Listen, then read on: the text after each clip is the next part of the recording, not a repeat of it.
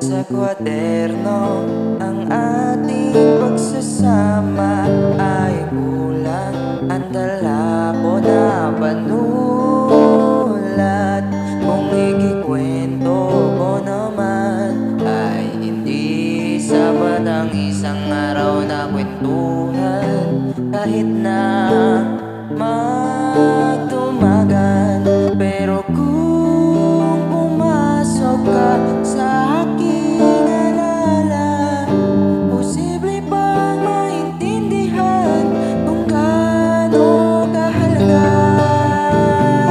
Alaala na kahit ilang dekadang dumaan ay hindi matumpasan, na kahit ano pang material o hindi ito ang tipikal na kwento pang romansa o pang pelikula, dahil lahat ito'y sa alaala.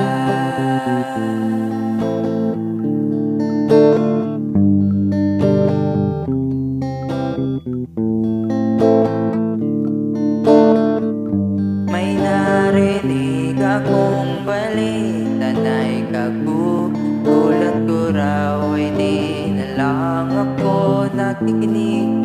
Sabi-sabi